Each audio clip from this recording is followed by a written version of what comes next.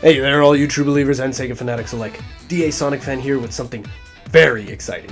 Now, earlier today, Sega has revealed that the third character for Sonic Forces is, in fact, not Tails, not Antoine, not Blaze the Cat, and definitely not Bubsy. It is, in fact, a character that we make. It is you, a customizable character. And on that note, you could probably make Bubsy if you wanted to, but it's just making me laugh because I've made jokes with my friends already, like how people are going to be making their Sonic OCs. They're finally going to be real and stuff like that.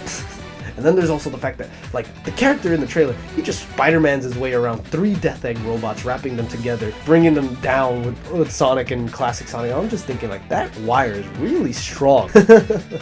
Now, gameplay-wise, we can see he's got movement similar to Sonic's at speed. Like, you can see he's running pretty fast, but that's probably because he's been, like, boosted by the dash pads. He also goes through a level that's similar to Sonic's where he touches down, but instead of, like, boosting, a purple robot comes down and he hits it with, like, a flamethrower. The next aspect of his gameplay is the grappling hook, and what a grappling hook it is. Well, actually, gameplay-wise, I don't think it's as good as it is during the trailer, but it has 2 important things that it can do. One, it can grapple off of these specific items found throughout levels. You can see that throughout the trailer, and you can use it to hook onto enemies and basically become the replacement for a homing attack, where you, once you hook onto them, you fly at them, kick them, and they just blow up into smithereens, and it's so cool. Like, to me, it's almost like seeing Spider-Man do Maximum Spider or any of his, like, web zip moves in any of the Spider-Man games. I don't know, like, oh my god, it's so cool! The next thing is the gadget that he's holding in his right hand. It hits it with, like, a flamethrower. This weapon that he's using is called the WISP. The WISP is a weapon that can absorb wisps and then use their powers in multiple ways. First way is the flamethrower that we've seen, but the second way, which interests me, is this rocket jump that he does. And when he's doing it, we hear, like, burst, and I'm assuming the Color Powers announcer only talks when you use a power, so maybe that's him switching to it. He doesn't say anything like when he first uses it, so maybe he switched the power during, who knows, but I thought that was pretty cool. It also looked like the character had a double jump, but when you think about the fact that the character started the jump off with a rocket jump, that could have been just the extra jump he had, just like, I guess an example would be Smash Bros. You can also see throughout his gameplay in Park Avenue, which is the name of the level, by the way, is that there are other wisps to collect, and this would give more replay value to the game, almost giving it a kind of, I guess, Mega Man feel, or maybe, like, I'm trying to think of another game where you collect stuff and then you come back, well, past Sonic games, where you get things like Lightspeed Dash or the Ground Pound to do things. So that's pretty awesome, and it gets me thinking, like, what if you get, like, the Laser Wisp? That's gonna be like some weapon of mass destruction right there, you know? Or maybe there might even be, like, more than just 2 ways to use or color power, you know?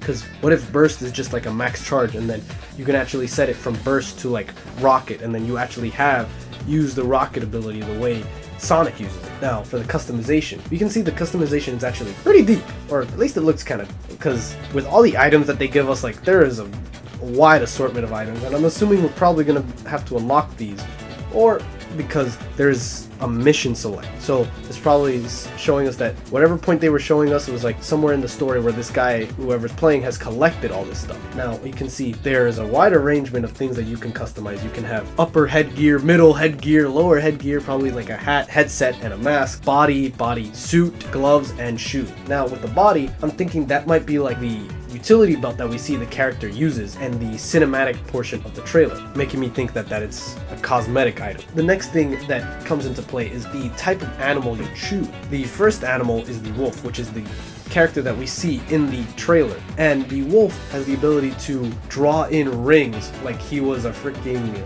electric shield, and we can already see the use of this ability throughout the trailer. The next one is Rabbit, which has a longer invincible time after receiving damage. There's a cat, which keeps 1 ring after being hit. That's actually a pretty useful ability. Dog, which restarts with 5 rings after you die. A bear, which this one actually interests me the most, is you get the ability to use the homing attack. How does bear and homing attack mix together? You'd think of like some strong attack, you know?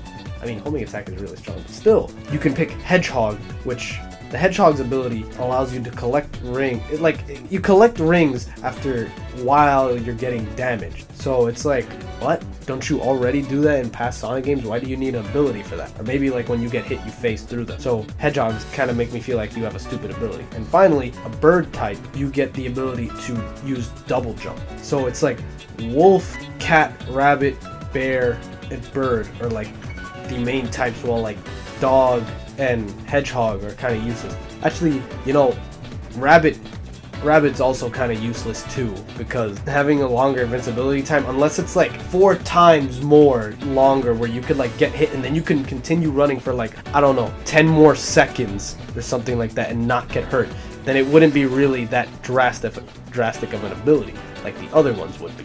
Sega said that the customizable character, is actually an important character. Not only will they appear in cutscenes, but they will also play a key role in trying to regain the world back from Eggman. So there's that. And it's making me think like whether or not this character is going to be, you know, the stoic, strong, silent type, or an actual character, like someone with a personality. Not that being strong, silent, and stoic aren't good character traits, you know.